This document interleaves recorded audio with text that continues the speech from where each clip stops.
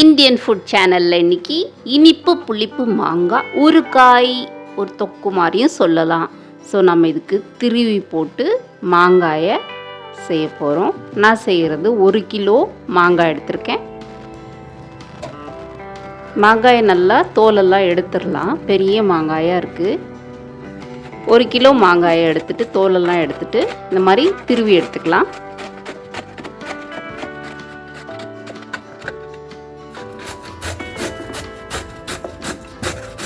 எல்லா மாங்காயும் துருவி ஒரு பக்கம் வச்சுக்கலாம். இப்போது ஒரு அடுப்பில் வாணலி வச்சு இது நல்லா காஞ்சதும் 1 ஸ்பூன் கடுகு, 1 ஸ்பூன் ஜீரகம், 1/4 டீஸ்பூன் வெந்தயம் எல்லாத்தையும் ட்ரை ரோஸ்ட் பண்ணி ஊறுகாய்க்கு ஒரு மசாலா அரைச்சிக்கலாம்.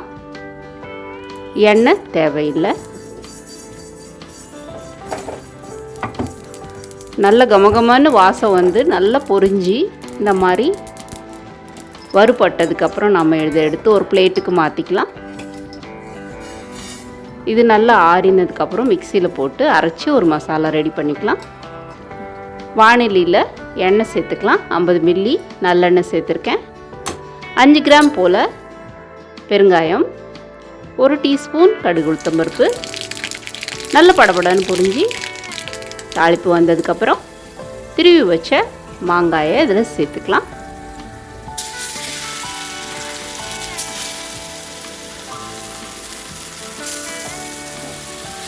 நல்லா மிக்ஸ் பண்ணிக்கலாம். 1 டீஸ்பூன் மிளகாய்த்தூள், 1/4 டீஸ்பூன் மஞ்சள் தூள், 1 டீஸ்பூன் உப்பு எல்லாத்தையும் மிக்ஸ் பண்ணிக்கலாம்.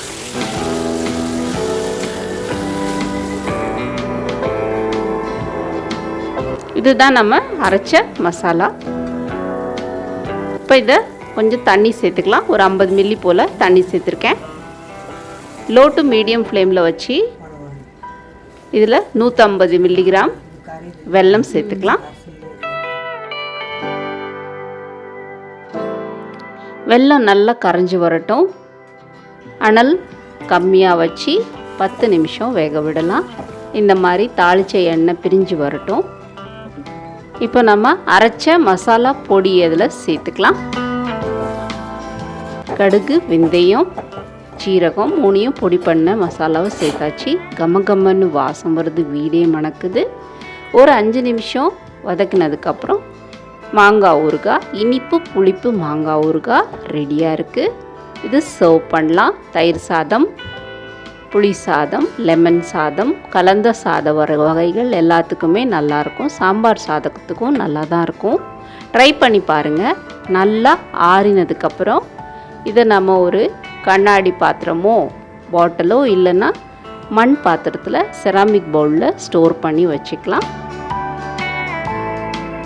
6 மாதம் ஆனாலும் கெட்டு போகாது. அருமையாக வீட்டில் தயாரித்த இனிப்பு புளிப்பு மாங்காய் ஊறுகாய் தொக்கு வகைரான்னு சொல்லலாம். எப்படி இருக்குன்னு உங்களோட ஃபீட்பேக்ஸ்லாம் ஷேர் பண்ணுங்கள், லைக் பண்ணுங்கள், சப்ஸ்கிரைப் பண்ண மறக்காதீங்க. வீடியோ பிடிச்சிருந்தா கமெண்ட் பண்ணுங்கள். பாய்.